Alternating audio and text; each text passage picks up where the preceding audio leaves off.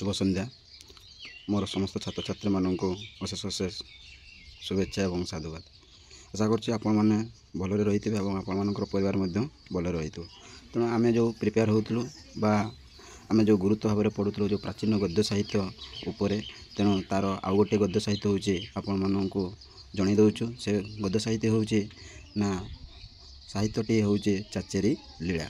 तेणु ये आपणकर जो टीजीटी आप जो प्रिपेयर होती जो प्रिपेयर होती ताहारी ये विषयटी रही। तेणु आम ये जाना ये प्राचीन गद्य साहित्यर जो चाचेरी लीला विषय उपर। तेणु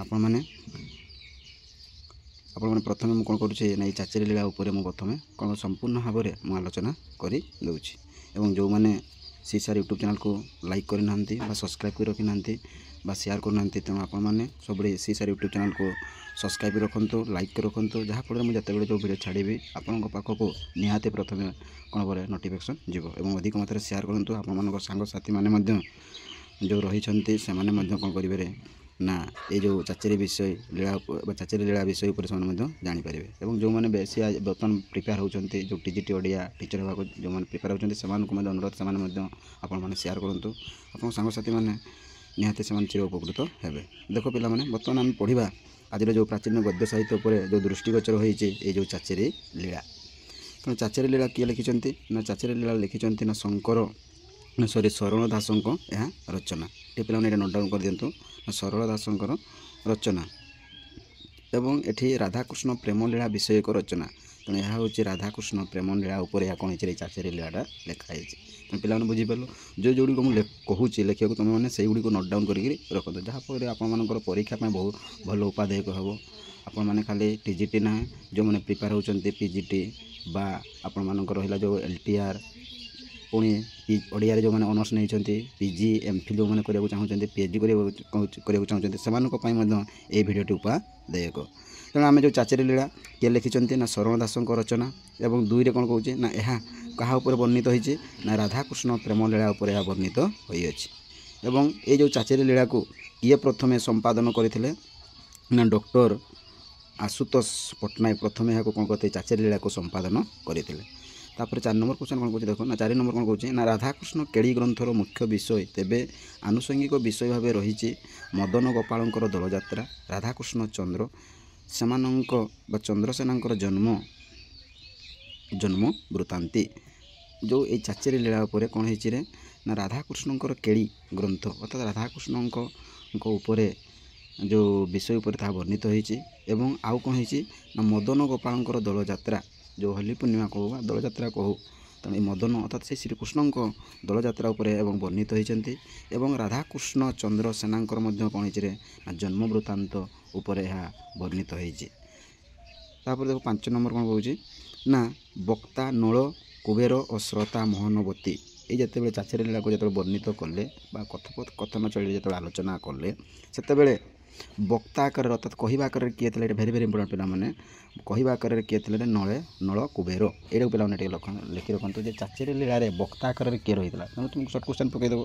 तेणु वक्ता आकार किए रही है ना नल कुबेर और श्रोता अर्थात किए शुणा आकार रही है ना महानवती महानवती हूँ शुणा आकार रही है। तापर देख जो चाचेरी लीला रे केते गुड़िक चरित्र ना टे मन रखी था कामानंद जोगी थे नितई थे धभणी थे नपतुणी थे मालुणी थे। तेणु पिला मन रहा। तेणु ये जो चाचेरी लीला रे किए वक्ता आकर रही है ना नले कुबेर श्रोता आकर किए शुणुते ना मदन ना मोहनावती और किसी चरित्र गुड़िक आपने जानीपारे। और क्या उपर यह लेखाही वर्णित होती ना आम जानलु यह श्रीकृष्ण राधाकृष्ण प्रेम लीला उपर यह वर्णित होती आम जानीपारू। और यहाँ लिखी किए ना देखो आउ थे मुझे कहीदे आपको लिखी किए ना शरण दास या कौन करते लिखी पुणी राधाकृष्ण प्रेम लीला यार वर्णित होती। और ये चाचेरी लीला को किए प्रथमे संपादन करते ना आशुतोष पट्टनायक। तापर देखो ये चाचेरी लीला रे कौन कौन विषय सब वर्णित होती ना आम जानलु गोटे हूँ राधाकृष्ण गोटे हूँ राधाकृष्ण चंद्र सेनंकर जन्म वृत्तांत वर्णित होती। मदन गोपालंकर दलयात्रा वर्णित होती। आउ कौन है ना राधाकृष्ण केड़ी ग्रंथ उपर यह वर्णित होती। 5 रे जो कहले नलकुबेर श्रोता आकार थे मोहनवती ନା ମୋହନାବତୀ ଥିଲେ ଶ୍ରୋତା ଆକାର ଏବଂ କିଛି ଚରିତ୍ର ଗୁଡ଼ିକ ମଧ୍ୟ ଆପଣମାନେ ଜାଣିପାରିଲେ। ଯଦି ଭିଡ଼ିଓ ଗୁଡ଼ିକୁ ଭଲ ଲାଗୁଛି ତେବେ ଆପଣମାନେ এই ସିସାର ୟୁଟ୍ୟୁବ୍ ଚ୍ୟାନେଲ୍କୁ ସବସ୍କ୍ରାଇବ୍ କରିକି ରଖନ୍ତୁ, ଲାଇକ୍ କରିକି ରଖନ୍ତୁ ଏବଂ ଅଧିକ ମାତ୍ରାରେ ସେୟାର କରନ୍ତୁ, ଯାହାଫଳରେ ଆପଣମାନଙ୍କ ସାଙ୍ଗସାଥିମାନେ ସମସ୍ତେ କ'ଣ ଭାବରେ ଚିର ଉପକୃତ ହେବେ। ତେଣୁ ପିଲାମାନଙ୍କୁ ଅନୁରୋଧ ଅଧିକ ମାତ୍ରାରେ ଆପଣମାନେ କ'ଣ କରନ୍ତୁ, ଲାଇକ୍ କରନ୍ତୁ ଏବଂ ସବସ୍କ୍ରାଇବ୍ କରି ଏବଂ ଆପଣମାନଙ୍କ ଯେଉଁ ରହିଛି ଓଡ଼ିଆରେ ଯେଉଁ ଗ୍ରୁପ୍ ରହିଛି ସେଠାରେ ମଧ୍ୟ ଆପଣମାନେ କ'ଣ କରନ୍ତୁ ନା ସେୟାର କରନ୍ତୁ, ଯାହାଫଳରେ ଅନ୍ୟ ଛାତ୍ରଛାତ୍ରୀମାନେ ବା ଯେଉଁମାନେ ପ୍ରିପେୟାର ହେଉଛନ୍ତି ସେମାନେ ମଧ୍ୟ ବୁଝିପାରିବେ। ଚାଲ ପିଲାମାନେ ବର୍ତ୍ତମାନ ଆମେ କ'ଣ କରିବା, ଏଇ ଚାଚିରି ଲୀଳା ଯେଉଁ ବିଷୟଟି ତାର ବର୍ତ୍ତମାନ ମୁଁ କ'ଣ କହୁଛି ସୁନ୍ଦର ଭାବରେ ବା ପୁଙ୍ଖାନୁପୁଙ୍ଖନ ଭାବରେ ମୁଁ ଆପଣଙ୍କୁ ଆଲୋଚନା କରି ଦେଉଛି। ଦେଖ ନା କ'ଣ ହେଉଛି ନା ଚାଚିରି ଲୀଳାର ଲେଖକ ହେଉଛି କିଏ ନା ଶରଣ ଦାସ। ତ ଯେଉଁଗୁଡ଼ା ମୁଁ ଦେଖ ପିଲାମାନେ ଯେଉଁଗୁଡ଼ିକ ମୁଁ ହେଡ଼ଲାଇନ୍ କରିଦେଉଛି ସେଗୁଡ଼ିକ ଆପଣମାନେ ନିହାତି ଖାତାରେ ନୋଟ୍ ଡାଉନ୍ କରି ରଖନ୍ତୁ ଏବଂ ଲେଖି ରଖନ୍ତୁ। ନିହାତି ଆପଣମାନେ କ'ଣ ଭାବରେ ଆଜି ନହେଲେ କାଲି କ'ଣ ହେବ, ନିହାତି ଆପଣଙ୍କ ପରୀକ୍ଷାରେ ଭଲ ହେବ। ତେଣୁ ଆମେ ଚାଚିରି ଲୀଳାର ଲେଖକ ହେଲେ କିଏ ନା ଶରଣ ଦାସ ଏବଂ ଅଧ୍ୟାପକ ଆଶୁତୋଷ ପଟ୍ଟନାୟକଙ୍କ ସମ୍ପାଦନରେ 1975ରେ ଏହା ପ୍ରକାଶିତ। ତେଣୁ ପିଲାମାନେ ମନେ ରଖିଲ, ତେଣୁ ଏହାକୁ ଲେଖିଲେ ଶରଣ ଦାସ ଏବଂ 1975ରେ କ'ଣ ହେଲାରେ ଏହା ପ୍ରକାଶିତ ହୋଇଥିଲା ଏବଂ କିଏ ଏହା କରିଥିଲେ ନା ଆଶୁତୋଷ ପଟ୍ଟନାୟକ। ଏହି ଗଦ୍ୟ ଗ୍ରନ୍ଥ ସମ୍ପର୍କରେ ମୁଖବନ୍ଧରେ ସମ୍ପାଦକ ଏଠି ପିଲାମାନେ ହେବ ସମ୍ପାଦକ କହିଛନ୍ତି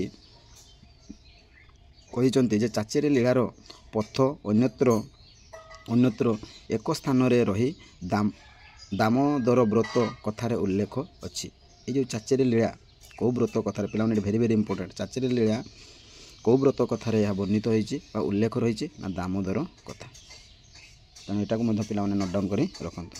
ଯେଉଁ ପଥୀଟେ ରହିଥିଲା, ଯେଉଁ ବହିଟି, ଯେଉଁ ଚାଚିରି ଲୀଳା ଯେଉଁ ଆମେ ଯେଉଁ ବିଷୟଟି ପଢ଼ୁଛୁ ବା ଯେଉଁ ବହିଟି ସେଟା କେଉଁ ବ୍ରତରେ, ତେଣୁ ଏଇଟା ମନେ ରଖିବାକୁ ହେବ ନା ଆପଣମାନଙ୍କୁ ନା ଦାମୋଦର ବ୍ରତ କଥାରେ ଏହା ଉଲ୍ଲେଖ ଅଛି।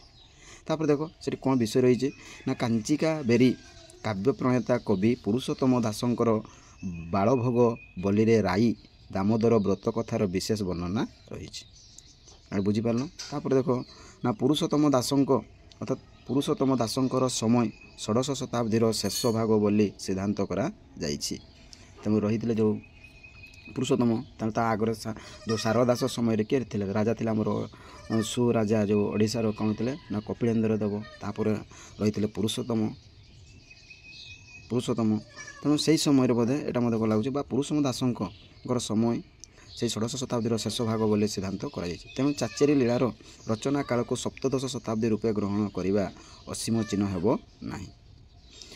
ଶ୍ରୀ ଚୈତନ୍ୟଙ୍କର ଉତ୍କଳ ଆଗମନ। ତେଣୁ ପିଲାମାନେ ଆଉ ଟିକେ ମନେ ରଖ ଯେ ଚାଚିରି ଲୀଳା ଯଦି କ୍ୱେଶ୍ଚନ୍ ସେ ପକାଇବ, ଚାଚିରି ଲୀଳା କେଉଁ ସମୟରେ ଆମେ ଦୃଷ୍ଟିଗୋଚର ହୋଇଥାଏ ବା ଦେଖିବାକୁ ମିଳିଥାଏ ନା ଆପଣମାନଙ୍କୁ ମନେ ରଖିବାକୁ ହେବ ନା ଚାଚିରି ଲୀଳା କେଉଁ ସମୟରେ ନା ସମୟଟି ହେଉଛି କେତେ ନା ସପ୍ତଦଶ ଶତାବ୍ଦୀ ସମୟରେ। ସେହି ସମୟରେ ଦେଖ ନା ଶ୍ରୀ ଚୈତନ୍ୟଙ୍କର ଉତ୍କଳ ଆଗମନ, ରସିକାନନ୍ଦ ଗୋସ୍ୱାମୀଙ୍କର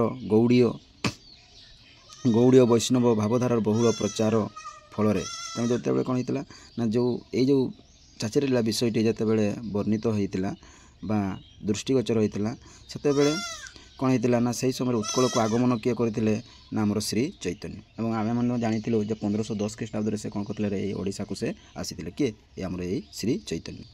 ତାପରେ ଦେଖ ରସିକାନନ୍ଦ ଗୋସ୍ୱାମୀଙ୍କର ଗୌଡ଼ୀୟ ବୈଷ୍ଣବ ଭାବଧାରାର ବହୁଳ ପ୍ରଚାର ଫଳରେ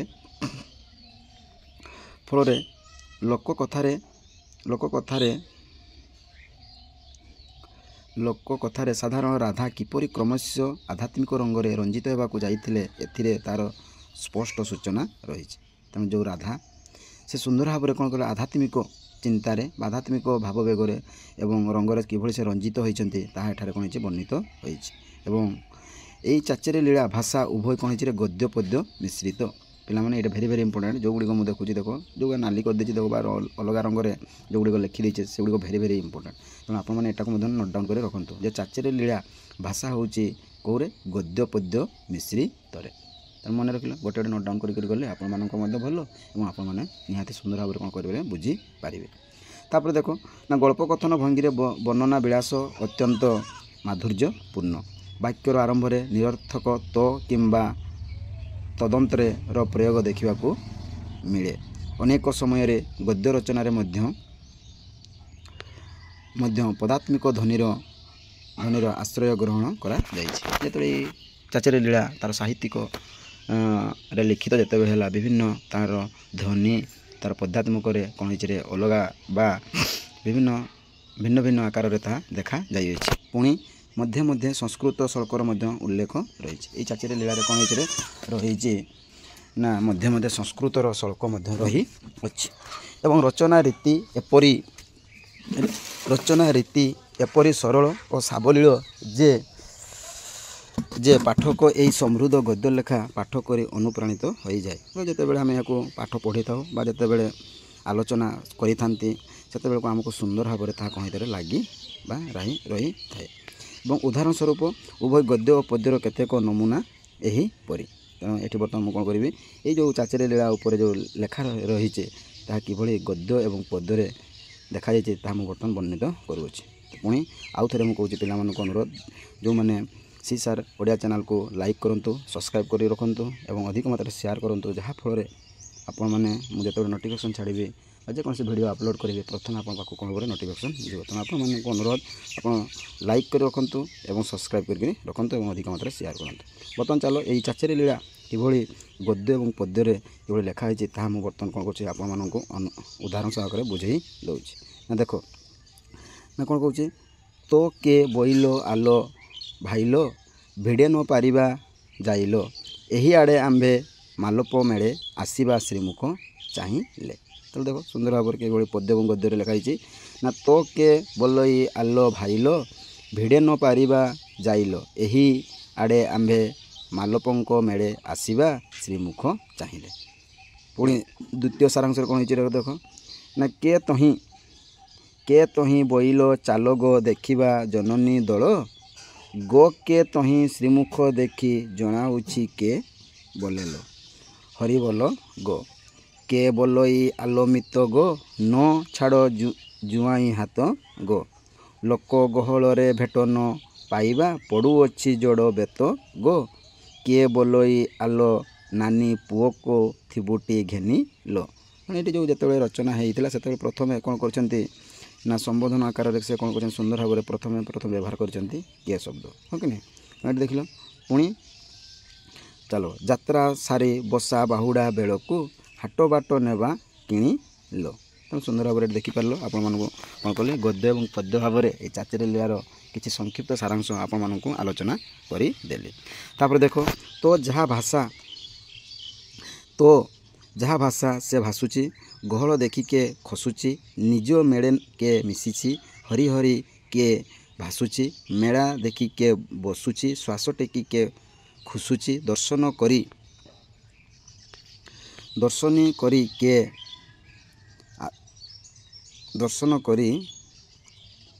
କିଏ ଆସୁଛି, ଭିଡ଼ ଭିତରେ କିଏ ପଶୁଛି, ଶ୍ରୀମୁଖ କାହାକୁ ଦିଶୁଛି, ଜୟ ଜୟ କିଏ ଘୋଷୁଛି। ତଦନ୍ତରେ ପ୍ରଥମ ଦଳ ଅନ୍ତେ ତଦୁତୀୟ ଦଳ ହୋଇଲା, ଛାମୁରେ ଭିଡ଼ ପାଟ ଆରେ ପଡ଼ିଲା, ସର୍ବଦିଗେ ଫଗୁ ଉଡ଼ିଲା, ସୁରଙ୍ଗରେ ସର୍ବ ଅଙ୍ଗ ବୁଡ଼ିଲା, ପୃଥ୍ୱୀଦେବୀ ଫଗୁରେ ମଣ୍ଡିଲା, ଏମନ୍ତେ ଖଦି ଚାମର ଆଲୋଜ ଧରି, ସକଳ ସୁରକାମିନୀ ଖଣି ସେବାରେ, ଥାନ୍ତେ ମେନା ନାମେ ଅପସରି ତୁଣ୍ଡି ବଖାଣିଲା। ତେଣୁ ଯେଉଁ ରାଧା କୃଷ୍ଣଙ୍କର ଯେଉଁ ଦୋଳ ପୂର୍ଣ୍ଣିମା ବା ଯେଉଁ ରାଧାଙ୍କର ଦୋଳ ପୂର୍ଣ୍ଣିମା ଏଠାରେ କ'ଣ କରିଛି ତାହା ବର୍ଣ୍ଣିତ କରିଛି। ତାପରେ ଦେଖ ବ୍ରତ କଥା ଭଳି ଏହା ଏପରି କୁଶଳତାର ସହିତ ଲେଖା ଯାଇଛି ଯାହାକୁ ଗଦ୍ୟ ହେଲେ ହେଁ ଲୋକେ ଶୁଣି ଉପଭୋଗ କରିବେ ଏବଂ ପଦ୍ୟ ପାଠର ଆନନ୍ଦ ଲାଭ କରିବେ। ତେଣୁ ସୁନ୍ଦର ଭାବରେ ଏହି ଥିଲା ଆପଣମାନଙ୍କର ଚାଚିରି ଲୀଳାର ବିଷୟବସ୍ତୁ। ତେଣୁ ସୁନ୍ଦର ଭାବରେ କ'ଣ କଲେ ନା ଆପଣମାନଙ୍କୁ ଉପସ୍ଥାପନ କରିଦେଲେ ବା ସୁନ୍ଦର ଭାବରେ ତୁମକୁ ସରଳରେ ତୁମକୁ ସୁନ୍ଦର ଭାବରେ ବର୍ଣ୍ଣିତ କରିଦେଲେ। ଯଦି ଆପଣମାନେ ଥରେ ବୁଝି ନପାରିଲେ ଆପଣ ନିହାତି କ'ଣ କରନ୍ତୁ ଥରେ ଦୁଇଥର କରି ଭିଡ଼ିଓଟିକୁ ଦେଖନ୍ତୁ, ନିହାତି ବୁଝିପାରିବେ। ଏବଂ ଆପଣମାନଙ୍କୁ ଅନୁରୋଧ ସବୁବେଳେ କ'ଣ କରନ୍ତୁ ଯେଉଁ ବିଷୟଗୁଡ଼ିକୁ ମୁଁ ଥିଓରି ଯେଉଁଗୁଡ଼ିକ ପଢ଼ାଉଛି ସେଗୁଡ଼ିକୁ ଆପଣମାନେ ନୋଟ୍ କରିକି ରଖନ୍ତୁ, ଛୋଟ ଆକାରରେ ନୋଟ୍ କରି ରଖନ୍ତୁ। ଯେତେବେଳେ କ'ଣ ହେବ ନା ଆପଣମାନଙ୍କୁ ନିହାତି ପଢ଼ିବାରେ ସୁଯୋଗ ହେବ। ଏବଂ ଏହା ଉପରେ ଯେତେଗୁଡ଼ିକ ସଂକ୍ଷିପ୍ତ ପ୍ରଶ୍ନ ଗୁଡ଼ିକ ହେବ ମୁଁ କ'ଣ କରିବି ନେକ୍ସଟ ଭିଡ଼ିଓରେ ଆଲୋଚନା କରିଦେବି। ଏବଂ ଆପଣମାନଙ୍କୁ ଆଉ ଗୋଟେ କଥା କହୁଛି, ଯେଉଁ ମୋର ଅନ୍ୟ ବିଷୟ ଗୁଡ଼ିକ ରହିଛି ଯେଉଁ ପ୍ରାଚୀନ ଗଦ୍ୟ ସାହିତ୍ୟ ଉପରେ ମୁଁ ଆଲୋଚନା ଯେଉଁ କରିଛି ସେଗୁଡ଼ିକ ଯଦି ଆପଣମାନେ ଦେଖିନାହାନ୍ତି ତେବେ ଆପଣମାନଙ୍କୁ ଏଇ ଡେସ୍କ୍ରିପ୍ସନରେ ମୁଁ ତାହା କ'ଣ କରିଦେଇଛି ଲିଙ୍କ୍ ଦେଇଦେଇଛି, ଆପଣମାନେ ସେଗୁଡ଼ିକ ଦେଖନ୍ତୁ। ଏବଂ ମୁଁ କ'ଣ କରିବି ନା ନେକ୍ସଟ ଭିଡ଼ିଓରେ ଏହାର ଯେଉଁ ରିଲେଟିଭ୍ ବା ଏହାର ଯେଉଁ ସମ୍ଭାବ୍ୟ ପ୍ରଶ୍ନ ଉତ୍ତର ଗୁଡ଼ିକ ମୁଁ କ'ଣ କରୁଛି ନେକ୍ସଟ ଭିଡ଼ିଓରେ ଆଲୋଚନା କରିଦେଉଛି। ରହୁଛି ଜୟ ଜଗନ୍ନାଥ ଏବଂ ଶୁଭ ସନ୍ଧ୍ୟା। ଏବଂ ଆପଣମାନଙ୍କୁ ଆଉ ଥରେ ସି ସାର୍ ୟୁଟ୍ୟୁବ୍ ଚ୍ୟାନେଲ୍ ତରଫରୁ ଅନେକ ଅନେକ ଶୁଭେଚ୍ଛା ଶୁଭ କାମନା। ଆଶା କରୁଛି ଆପଣମାନଙ୍କ ପରିବାର ମଧ୍ୟ ଭଲରେ ରହିଥାନ୍ତୁ। ଜୟ ଜଗନ୍ନାଥ।